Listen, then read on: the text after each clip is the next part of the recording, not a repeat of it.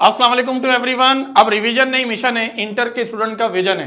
इसी स्लोगन के साथ मैं असगर खान आपके लिए लेकर आया हूं फर्स्ट ईयर फिजिक्स का chapter wise one shot lecture, जिसमें अभी तक हम लोगों ने टोटल 7 चैप्टर कंप्लीट कर चुके।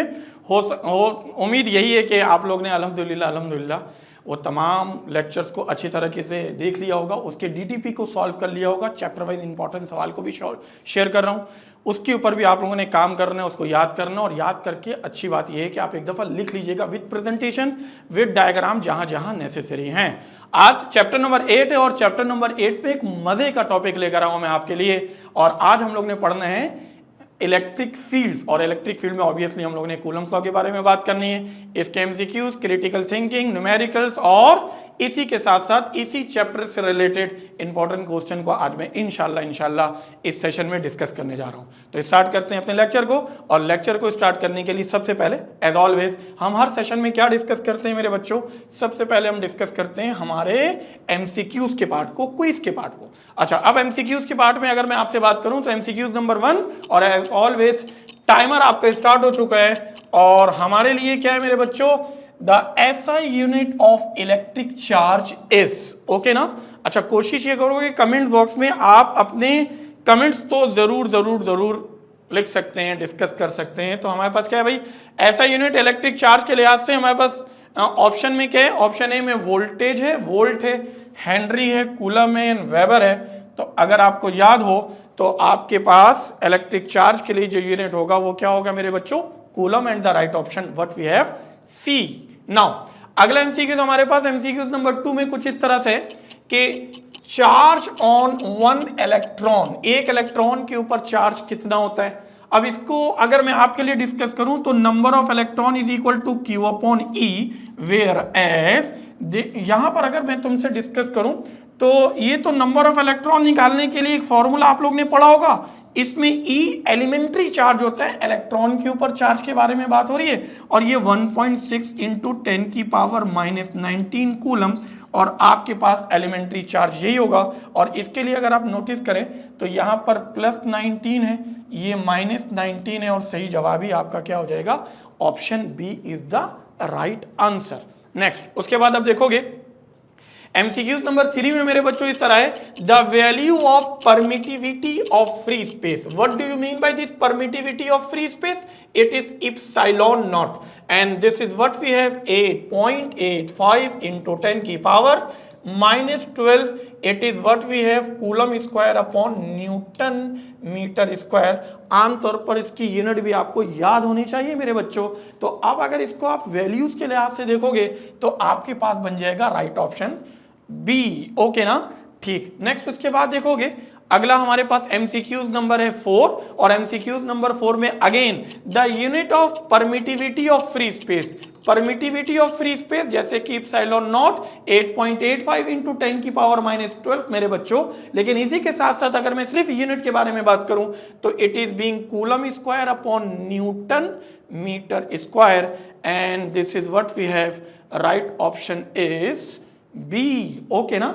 नेक्स्ट उसके बाद देखोगे हमारे पास एमसीक्यू नंबर 5 में कुछ इस तरह से, प्रेजेंस ऑफ डाइलेक्ट्रिक ऑलवेज। अच्छा, अगर एक डाइलेक्ट्रिक मीडियम आ जाए तो क्या होगा। पहली कंडीशन, इलेक्ट्रोस्टैटिक फोर्स एफ के बारे में बात हो रहा है, कूलम फोर्स के बारे में बात हो रहा है, और वो इंक्रीज बोल रहा है, ये नहीं हो सकता। अच्छा, इलेक्ट्रोस्टैटिक फोर्स डिक्रीज है, इसमें डज नॉट चेंज, तो इफेक्ट तो होता है, ये भी गलत है। और डबल तो ये नहीं हो सकता। बहुत आसान अल्फाज में, जब कोई मीडियम आता है तो मीडियम के साथ force F divided by epsilon R, this is what we have the relative permittivity, and this relative permittivity epsilon R, इसको हम क्या कहते हैं, रिलेटिव परमिटिविटी। अब इस रिलेटिव परमिटिविटी के बारे में अगर मैं आपसे बात करूं तो other than vacuum and air, इसकी वैल्यू हमेशा 1 से ज्यादा होगी। अब अगर तुम इस फॉर्मूले को डिस्कस करोगे, क्योंकि डिनोमिनेटर हमेशा 1 से ज्यादा होगा other than vacuum and air के लिए, तो दिस मीडियम के साथ जो फोर्स होगा वो एयर वाले कंडीशन से हमेशा क्या होगा मेरे बच्चों, वो कम हो जाएगा। राइट ऑप्शन हो जाएगा आपके पास बी, ओके ना। नेक्स्ट उसके बाद देखोगे एमसीक्यूज नंबर 6 में कुछ इस तरह से है मेरा बेटा कि in the if the distance between 2 point charges is double, अगर डिस्टेंस को डबल कर दिया गया तो the force between them will become, बहुत इंपॉर्टेंट बात कर रहा हूं कि अगर डिस्टेंस, तो फोर्स का डिस्टेंस के साथ रिलेशन क्या है, इनवर्स स्क्वायर का रिलेशन है। तो ऑब्वियसली अगर फोर्स बढ़ रहा है तो सॉरी डिस्टेंस बढ़ रहा है तो फोर्स क्या हो जाएगा भाई, कम हो जाएगा। तो यहां पर कितना बढ़ रहा है, डबल, 2r हो गया। अब 2r वाले रिलेशन में क्या हो जाएगा, पहले एक बात सुनोगे और अच्छे से समझोगे। रिलेशन हमारे पास होगा क्या, क्या कंडीशन होगी, तो मेरे पास क्योंकि ये इनवर्स स्क्वायर है तो अगर मैं f2 अपॉन f1 रख दूं, मान लो ये r1 अपॉन r2 आ जाएगा और उसका स्क्वायर आ जाएगा। r1 को r मान लो, ये 2r इसका होल स्क्वायर मेरा बेटा।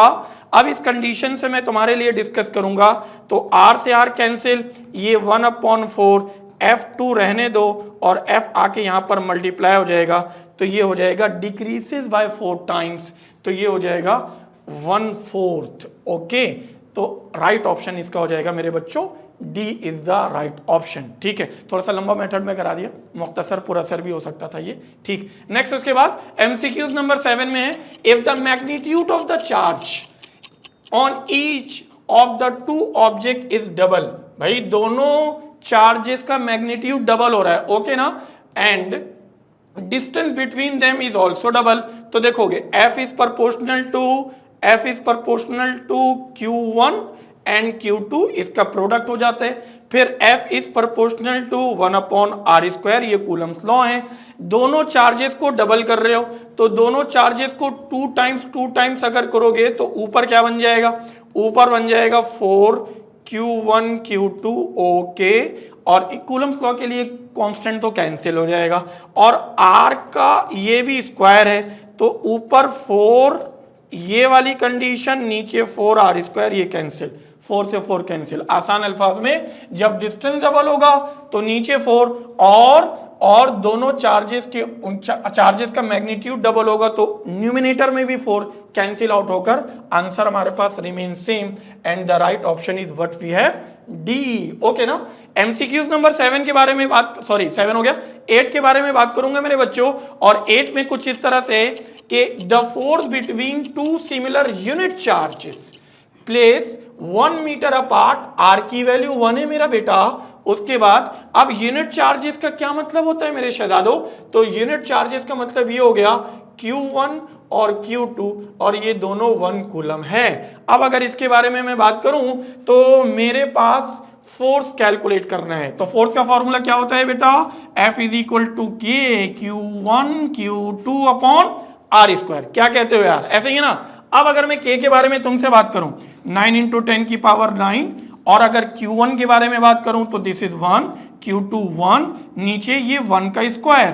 अब ब्रैकेट के अंदर जितनी भी वैल्यू है सब के सब 1 है तो 1 से कोई भी चीज मल्टीप्लाई डिवाइड होगी, कोई फर्क नहीं पड़ता। तो देयरफॉर 9 × 10⁻⁹ मेरा बेटा फोर्स की यूनिट न्यूटन हो जाएगी। ऑप्शन देखो, कमेंट बॉक्स में लिखो, right option is what we have, C. Okay ना, नेक्स्ट उसके बाद एमसीक्यूज नंबर 9 में हमारे पास क्या है मेरे बच्चों, एमसीक्यूज नंबर 9 में the electrostatic force between two charges, दो चार्जेस के दरमियान में इलेक्ट्रोस्टैटिक फोर्स कितना है बेटा, 42 newton. If we place a dielectric of 2.1 ये रिलेटिव परमिटिविटी की वैल्यू है between the charges, then the force become. अब बहुत आसान से और तरीके से समझे, जैसे कि मैं अभी आप लोगों को पढ़ा रहा था, F फोर्स मीडियम के साथ, ये original force divided by relative permittivity. आसान अल्फाज में ये मीडियम के आने से पहले फोर्स गिवन है 42, having this 42 divided by relative permittivity 2.1। अब अगर 2 होता ऊपर 40 तो 20.1 है, 2 है तो ये भी हमारे पास एक सेम वैल्यू आ जाएगी 42 के लिहाज से।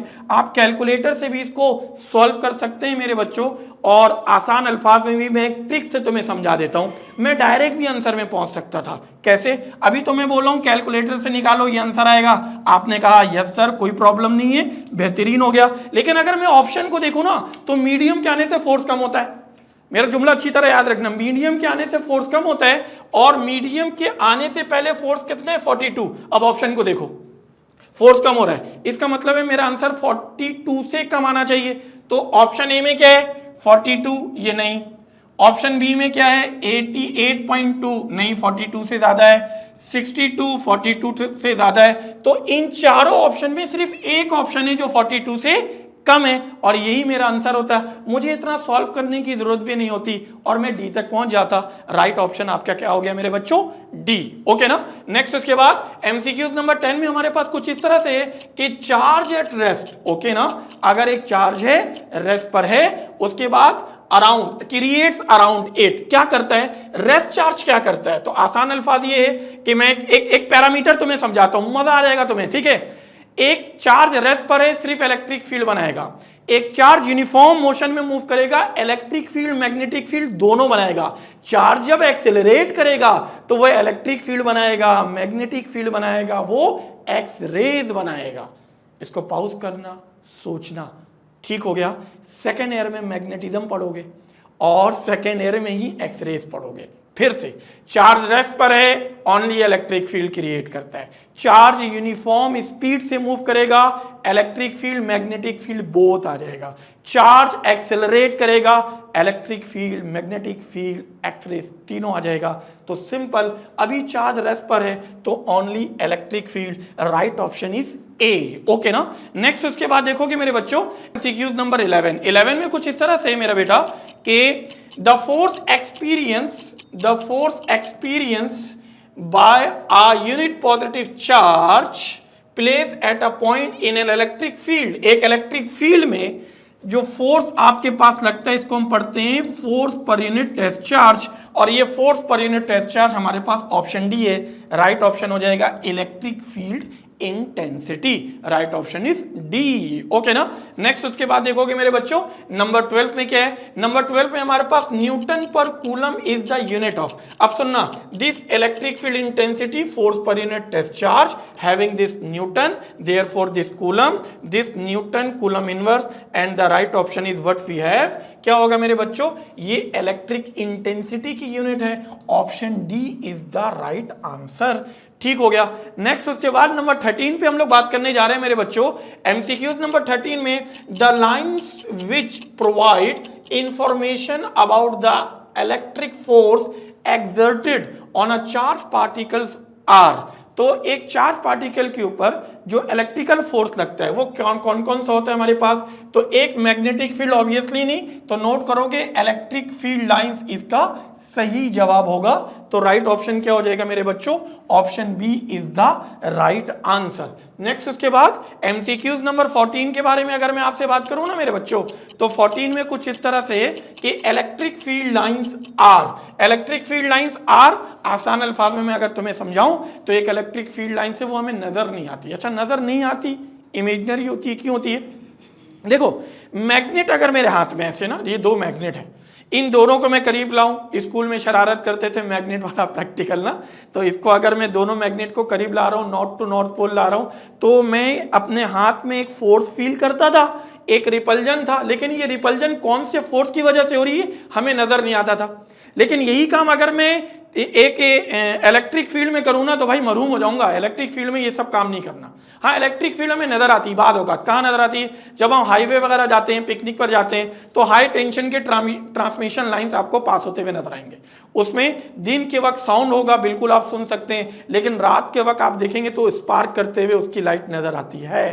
आमतौर पर ये इलेक्ट्रिक फील्ड लाइंस में अगर मैं आपसे बात करूं तो ये इमेजिनरी होता है आमतौर पर। ठीक है, right option is what we have, B. Next उसके बाद एमसीक्यूज नंबर 15 में अगर मैं आपसे बात करूं मेरे बच्चों, तो no current flows between two charge body when connected. दो चार्ज बॉडी है, इनके दरमियान में करंट फ्लो नहीं होगा। एक, if they have same capacity, पहली कंडीशन। दूसरा, if they have the same quantity of charge, दूसरी condition. If they have the same potential, this is what we have the right option. इन दोनों का, दो चार्ज बॉडी के दरमियान में करंट उस वक्त नहीं होगा, ये भी 10 वोल्ट है, ये भी 10 वोल्ट है। सेम पोटेंशियल में होगा तो करंट फ्लो नहीं होगा, right option is C. Okay ना। नेक्स्ट उसके बाद देखोगे मेरे बच्चों हमारे पास एमसीक्यूज नंबर 16 में है, work done in moving a unit positive charge through a distance x metre on an equipotential surface. Equipotential surface again देखोगे एक है 0 वोल्ट, यहां पर है 10 वोल्ट। अब चार्ज को यहां से Q1 को यहां पर यहां से यहां ले जाने के बाद के लिए आपको वर्क डन करना पड़ेगा लो से हाई पोटेंशियल। लेकिन अगर ये दोनों पोटेंशियल सेम हो जाए 10 to 10 तो वर्क डन क्या हो जाएगा बेटा 0। तो इक्वी पोटेंशियल सरफेस में वर्क डन क्या हो जाएगा 0 and the right option is what we have C. Okay ना।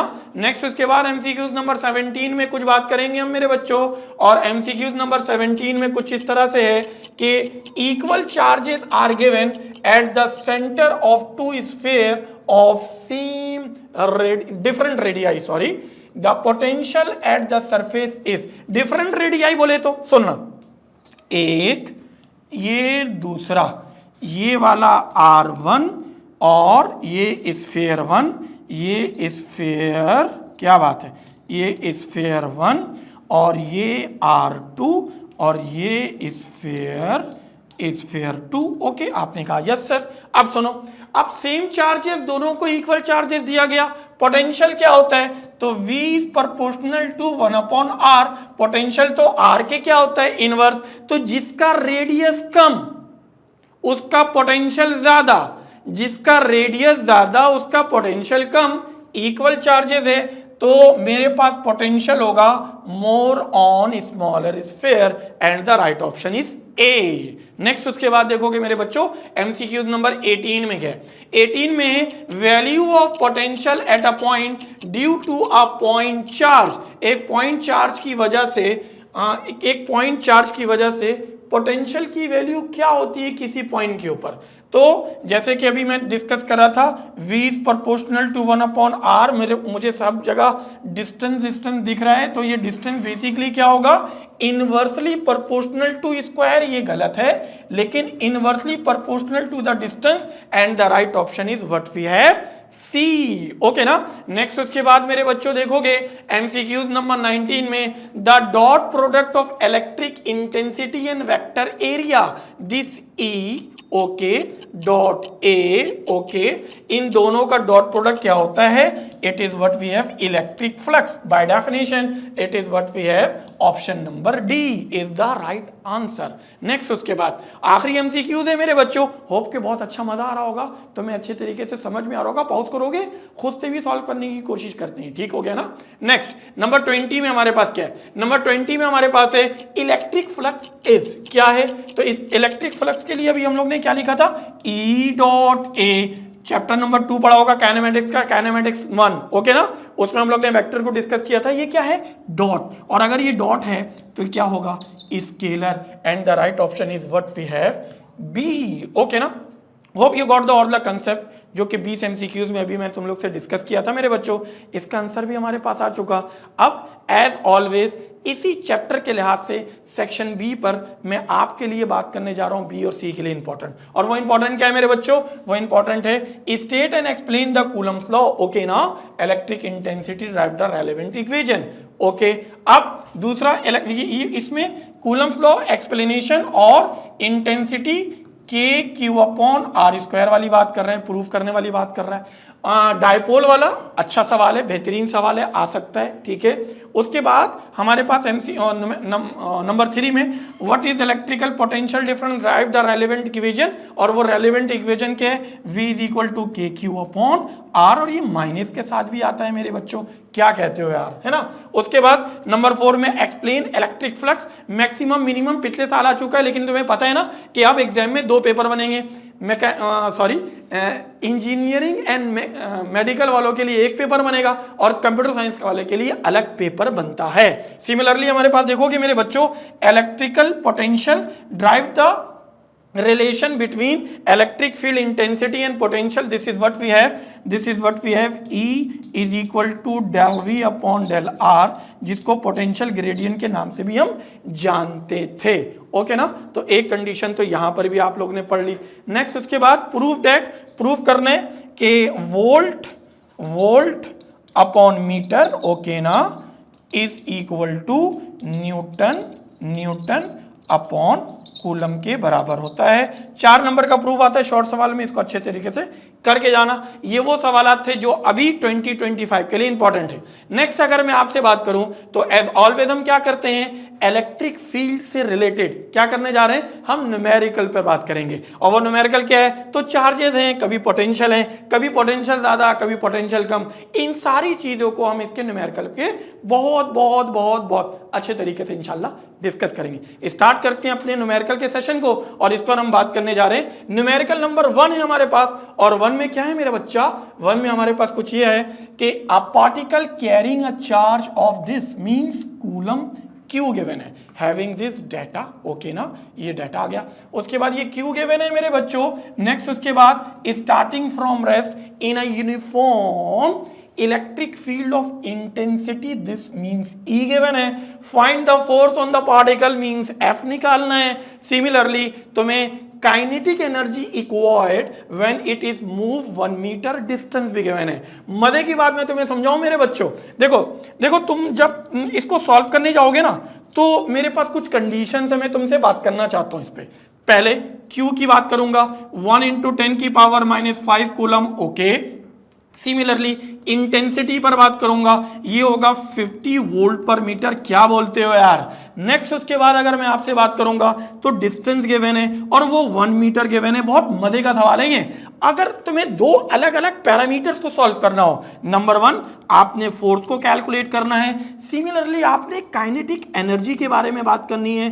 तो आप जब इसको सॉल्व करने जाओगे ना मेरे बच्चों, तो सॉल्व करने जाओगे, इंटेंसिटी गिवन है, फोर्स निकालना है। सिमिलरली तुम्हारे पास फॉर जब एक से ज्यादा चीजें अननोन होती है ना मेरे बच्चों, एक से ज्यादा चीजें अननोन होती हैं, तो तुम्हें क्या करना पड़ता है मेरा बेटा, तुम्हें हेडिंग बनाकर काम करनी होती है। और वो क्या है, पहले मैं फोर्स के लिए बात करता हूं, और फोर्स क्या होता है, फोर्स हमारे पास होता है it is E is equal to force per unit charge. Now if F is equal to QE, अब यहां पर Q को देखो तो यहां पर कितना हो जाएगा, 1 × 10⁻⁵। E को देखो तो ये हो जाएगा 50 10⁻⁻। तुम तो कैलकुलेटर से करोगे, तुम ज़हीन बच्चे हो भाई, मैं तो बगैर कैलकुलेटर के करूंगा। क्या कहते हो यार। तो ये फोर्स होगा और इसका आंसर होगा 5 × 10⁻⁴ न्यूटन। अगर इसी कंडीशन में मैं आप जैसे ज़हीन बच्चों के लिए बात करूं, और इसमें मैं आपके लिए हेडिंग बना लेता हूं, for kinetic energy it acquires for 1 metre. तो 1 मीटर के लिए this kinetic energy is equal to what we have the work done. This is work having this work done. इस वर्क डन के बारे में अगर मैं बात करूं तो this kinetic energy force into displacement, force के बारे में बात करूंगा 5 × 10⁻⁴। क्या बोलते हो बच्चों, और डिस्टेंस 1 है, 1 से कोई भी चीज मल्टीप्लाई डिवाइड होगी, कोई फर्क नहीं पड़ता।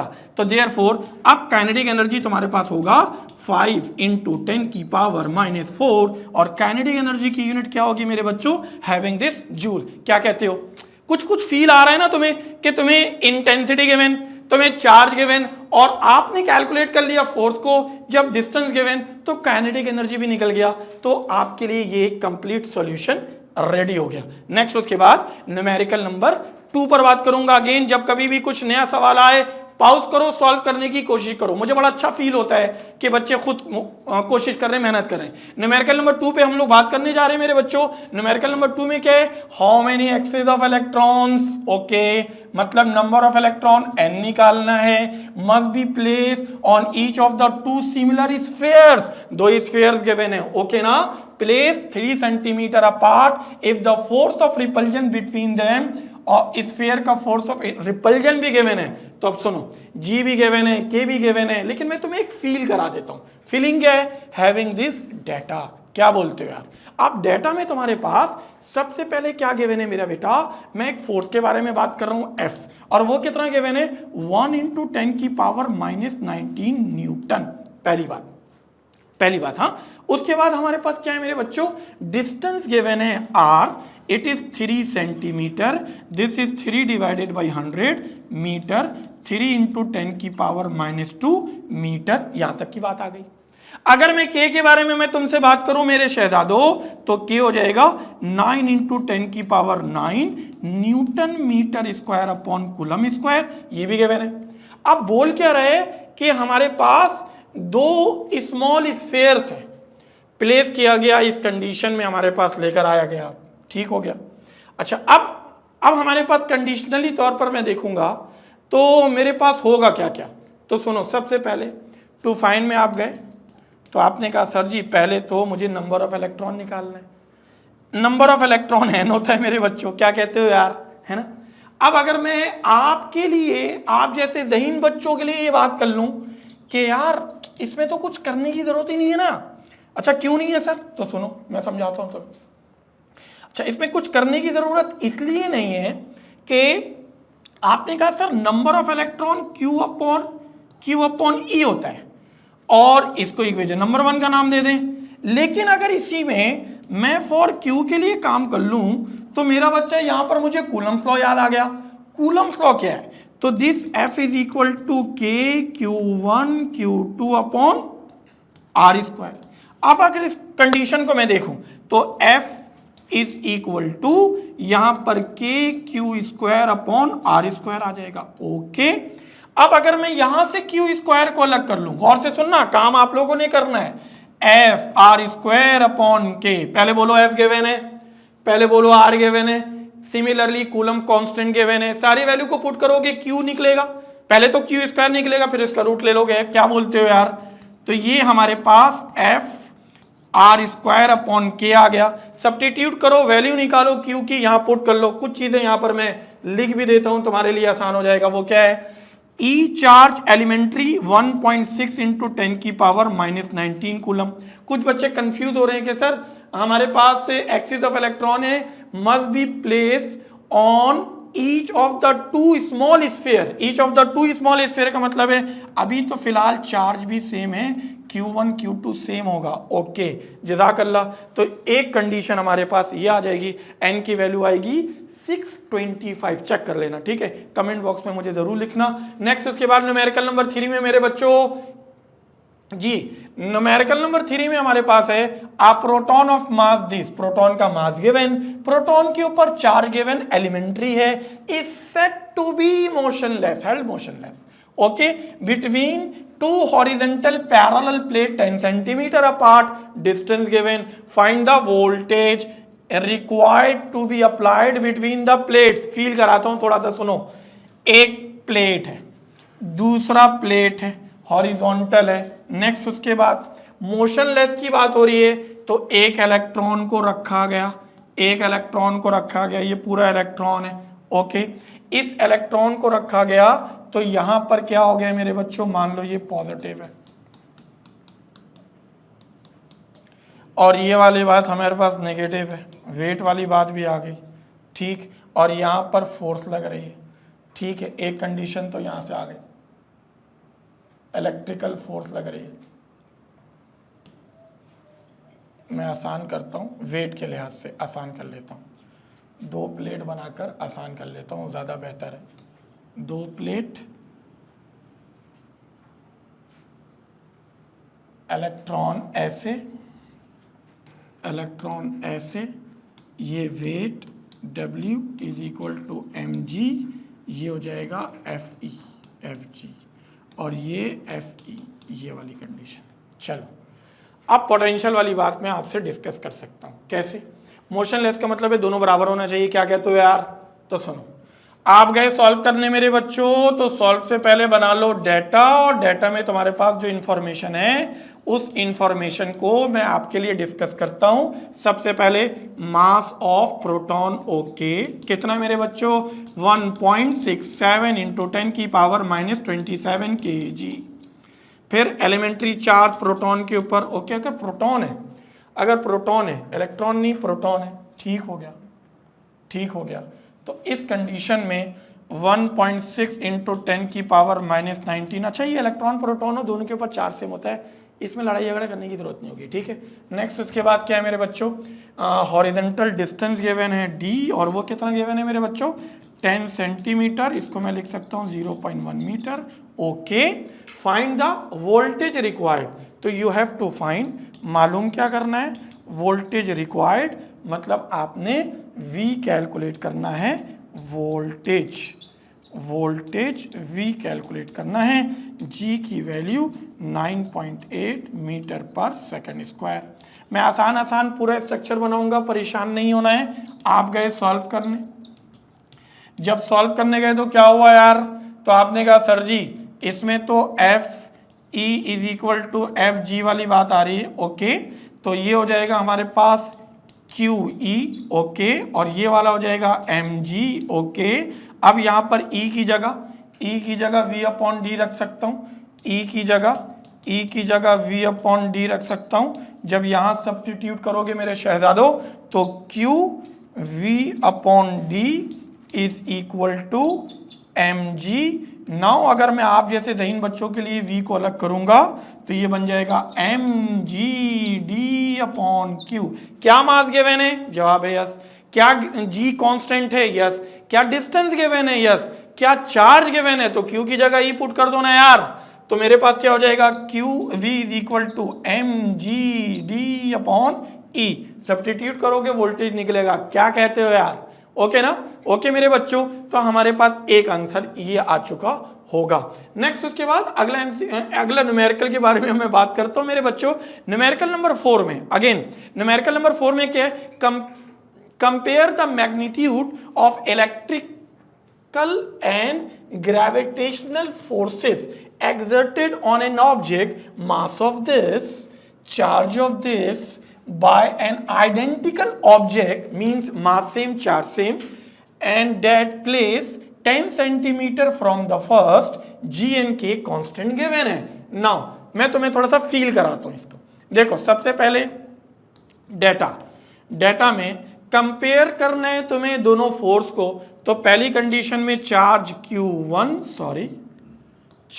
Q1, ओके, तो ये Q1 equal to Q2 is equal to कितना है बेटा 20 माइक्रोकूलम, 20 इंटू 10 की power -6 coulomb. Okay, mass M1 equal to M2 equal to कितना बेटा, तो ये बन जाएगा हमारे पास 10 ग्राम।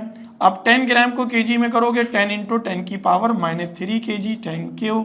नेक्स्ट उसके बाद क्या है मेरे बच्चों, अब हमारे पास कांस्टेंट गिवन है, कैपिटल G 6.67 इंटू 10 की पावर, ओके, 6.67 इंटू 10 की पावर -11, ये हो जाएगा newton metre square upon coulomb square. फिर K कूलम कांस्टेंट है, 9 इंटू 10 की power 9 newton metre square upon यहाँ केजी स्क्वायर क्या कहते हो, और यहाँ पर कूलम स्क्वायर क्या कहते हो मेरे बच्चों। नेक्स्ट उसके बाद मजे की बात क्या है, दोनों फोर्स को तुम्हें कंपेयर करना है, इलेक्ट्रिकल पहले है तो FE divided by F capital G। Thank you so much, यहाँ तक काम हो गया। अब आप जैसे ज़हीन बच्चों के लिए मैं आसान काम कर लेता हूँ, जिंदगी को और आसान कर लेते, और उसके लिए मैं गया आपके लिए सॉल्व करना। आप कह रहे होगे ना आज सर पूरा सॉल्व नहीं करा रहे हैं ना, लेकिन मैं तुम्हें सारे कंसेप्ट को लिख के दे रहा हूं, फीलिंग करा दे रहा हूं, तुम्हें मजा आएगा इंशाल्लाह। देखो सबसे पहले अगर मैं वी नो डैट मैं कूलम फ्लॉ के बारे में बात करूं तो F इज इक्वल टू के Q1 Q2, F is equal to बोलते जाओ के Q1 Q2 upon R square. अच्छा मैं तुम्हें मजे की बात बताऊं, मैं इस तरह जब पढ़ा रहा होता हूँ ना मुझे फील आता है मैं क्लास में हूँ, जैसे तुम्हें फील आ रहा है ना कि मैं तुम्हें रूम में बैठ के पढ़ा रहा हूँ और तुम्हारी क्लास में बैठे हुए कुछ बैक बेंचर भी हैं पीछे बैठ के शरारत कर रहे हैं, ऐसे करते नहीं है, बुरी बात है बेटा ना। अब सुनो, तो एक इक्वेशन नंबर क्या हो गया बेटा मेरे पास 1 है। दूसरी कंडीशन क्या है मेरा बेटा, दूसरी कंडीशन में अगर मैं लिखूं ऑल्सो, ओके, अब दूसरी कंडीशन हमारे पास होगा F is equal to GM1 M2 upon R square. दोनों को क्योंकि हमें कंपेयर करना है तो 1 और 2 को डिवाइड कर लो मेरे बच्चों। अब जब डिवाइड करोगे तो क्या लिखोगे, डिवाइडिंग 1/2, 1/2। ओके, अब जब डिवाइड करोगे तो क्या होगा मेरे बच्चों, ऊपर आएगा FE, नीचे F कैपिटल G, सेम है। इस कंडीशन में कंपेयर करोगे तो KQ1 Q2 upon R square, similarly GM1 M2 upon R square. अगर इस पूरी कंडीशन को आप रख लेंगे तो आपके पास क्या आएगा, R से R कैंसिल, ये हो जाएगा KQ1 Q2 upon GM1 M2, put करो और आंसर ले आओ। This is what we have the answer. क्या बोलते हो, थोड़ा सा फील आ रहा है ना, मजा आ रहा है कि हाँ सर अच्छे तरीके से इंशाल्लाह हम इसको कर सकते हैं। नेक्स्ट, इसके बाद न्यूमेरिकल नंबर हमारे पास आज के सेशन का लास्ट न्यूमेरिकल है, और न्यूमेरिकल नंबर 5 में हमारे पास कुछ तरतीब यूं है मेरा बच्चा कि find the electric field strength required to hold suspended a particle of mass this, okay ठीक है, and charge this between the plates 10 centimetre apart. तो एक कंडीशन में find the electric field strength, मतलब electric field intensity, force per unit charge. पहली बात तो ये आ रही नजर, ठीक है। इस कंडीशन में देखोगे तो तुम्हारे पास और क्या है बेटा, सस्पेंडेड किया गया, ऑब्वियसली mg वाली बात आ जाएगी, ठीक है। और उस कंडीशन में अगर मैं आपसे बात करूंगा मेरे बच्चों, तो डिस्टेंस भी गिवन हो गया और चार्ज भी गिवन हो गया, फोर्स के लिहाज से मास भी गिवन हो गया। तो एक कंडीशन क्या हो गई, F इज इक्वल टू हमारे पास क्या आ जाएगा, EQ वाली बात आ जाएगी, और एक FG is equal to mg वाली बात आ जाएगी। और इन दोनों कंडीशन में अगर मैं आपसे डिस्कस करूंगा तो EQ is equal to mg आ जाएगा, और यहां से अगर मैं E को अलग कर लूंगा तो mg अपॉन Q आ जाएगा, सॉरी mg अपॉन क्या आ जाएगा मेरे बच्चों, Q आ जाएगा। और अगर mg अपॉन Q आ जाएगा मेरे बच्चों, Q आ जाएगा, तो m आपके पास गिवन है, g कांस्टेंट है, और ये हमारे पास Q की वैल्यू भी हमारे पास चार्ज के लिहाज से माइक्रो में गिवन है। सारी वैल्यू को पुट करके आप इंटेंसिटी निकाल सकते हो, ये आंसर आएगा, ठीक हो गया। मैं इसको डाटा के लिहाज से ज़रूर लिख देता हूँ, डाटा के लिहाज से लिख देता हूँ, ठीक हो गया, डाटा के लिहाज से लिख देता हूँ। तो डाटा में क्या है मेरे बच्चों, सबसे पहले हमारे पास एक मास गिवन है, और ये 1.0 इंटू 10⁻⁻6 kg ओके गिवन है। फिर उसके बाद हमारे पास कूलम Q गिवन है, 1.0 micro coulomb means 1 into 10⁻⁻6 coulomb, thank you. Distance given है मेरे बच्चों 10 सेंटीमीटर मीन्स 0.1 मीटर, ओके की रिपोर्ट है मेरा बेटा। नेक्स्ट उसके बाद टू फाइंड में जाएंगे मेरे बच्चों, और टू फाइंड में जाने के बाद हमारे पास क्या होगा, टू फाइंड में जाने के बाद हमारे पास क्या होगा कि आपने इलेक्ट्रिक फील्ड स्ट्रेंथ निकालनी है, E निकालनी है। बाकी सॉल्यूशन का सारा काम मैं यहाँ पर आपके लिए कर चुका हूँ, इसके लिए एक आंसर को वेरीफाई करा लीजिएगा। Hope you got the all the concept, अच्छे तरीके से आपको समझ में आ चुका होगा। इसको हम कैसे डिस्कस करेंगे, कैसे हमारे पास ये आइडेंटिफाई होकर आ रहा होगा, ठीक हो गया मेरे बच्चों। इसी के साथ साथ एज ऑलवेज क्या करते हैं, हर चैप्टर का हमारे पास क्या होता है, एक DDP सॉल्व होता है, तो वो DDP हमारे पास है डेली प्रैक्टिस प्रॉब्लम। इसको अच्छे तरीके से देखोगे और देखने के साथ साथ क्या करोगे भाई, इसका स्क्रीनशॉट लोगे, इसको सॉल्व करोगे, कमेंट बॉक्स पे मुझे बताओगे कि समझ में आ रहा है या नहीं आ रहा। आंसर ज़रूर वेरीफाई कर लेना मेरे बच्चों। ये तमाम सवालात को ये DDP तकरीबन आपके पास, हाँ बिल्कुल ठीक है, 5 क्वेश्चंस हैं, इसको अच्छे तरीके से करना है। इलेक्ट्रिक फील्ड वाली कंडीशन हमारे पास आज के लेक्चर में कंप्लीट हो गया। आज के लेक्चर के बाद अब हम लोगों ने नेक्स्ट लेक्चर में इंशाल्लाह डिस्कस करना है चैप्टर नंबर 9 कैपेसिटर को। तब तक के लिए मुझे इजाज़त दें। अस्सलाम वालेकुम।